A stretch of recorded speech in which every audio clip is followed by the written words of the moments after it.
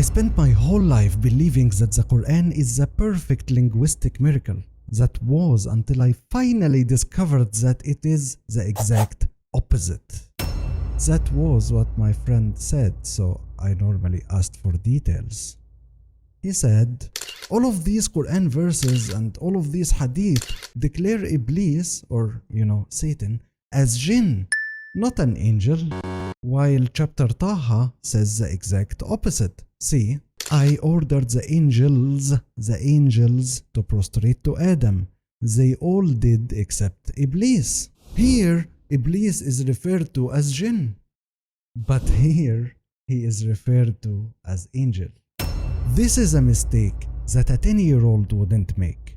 Is the Quran really a linguistic miracle or a linguistic disaster? I don't think I can follow Islam anymore.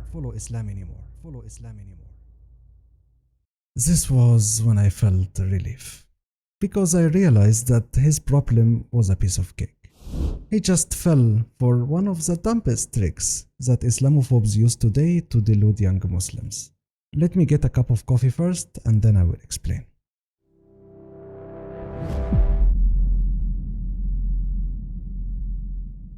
I said to my friend, first of all, I agree with you. This is a clear linguistic mistake. Even a 10-year-old wouldn't write something like that. But there is a catch. Open your Google or ChatGPT or whatever, right? And write this word. استثناء منقطع. Disjunctive exception, disconnected exception. Just let me know what you found. This is an Arabic grammatical rule that gets English speakers very, very confused, because it's a type of exception where the excluded element is not from the same category or class as the thing it is being excluded from. You know what? Let's make it simple. I will give you some examples and you will understand. Try these statements with me and tell me if they make sense to you or not. All men came except one woman.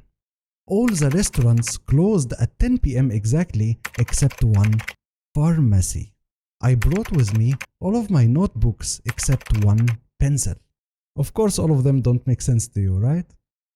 Of course, English speakers. Because you would say them like this. All men and women came except one woman. Or, all the restaurants and pharmacies closed at 10 p.m. except one pharmacy.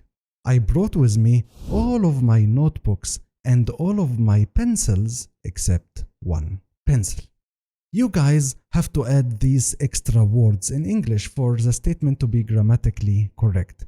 But in Arabic, we don't. We don't do that because it's implied anyway, so what is the point? If you really think about it, all of these extra words that I just added for the sake of English speakers, they didn't add any value or any new information to the statement, so we just don't add them. And this grammatical rule is used all over the Quran, all over the Hadith, and in ancient Arabic non-religious literature. And it is explained in many ancient Arabic grammar books.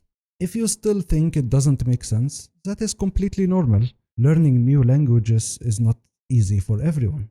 For example, when I was learning English, my teacher kept telling me to add these weird 2 letters in the middle of every sentence, for no reason whatsoever.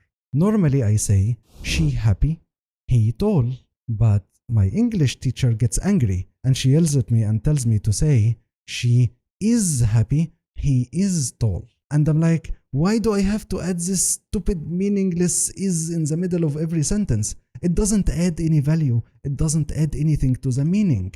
When I say she happy, I already delivered the meaning. And my teacher would say, it is what it is. Just say it like that. So I did. Anyway, I told my friend, do you understand now how they tricked you? They made you judge an Arabic statement using English grammar rules. Does that make sense? And the problem is, you fell for it. According to Arabic grammar, if you say all the angels and all the jinn prostrated except one jinn, that wouldn't make any sense, because the word jinn is repeated 2 times without adding any value whatsoever. That is only for those English speakers. The linguistically correct way is to remove this useless repetition. Got it? And remember, if you judge any literature by the grammatical rule of another language, of course it wouldn't make any sense. You know what you need? You need to understand the common tricks that the Islamophobes use to manipulate young Muslims. I explained all of them in this video. See?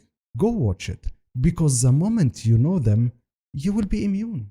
They won't be able to deceive you anymore. But wait, before you go. Remember that your like and your share down there might help guide someone to Allah. Assalamu alaikum.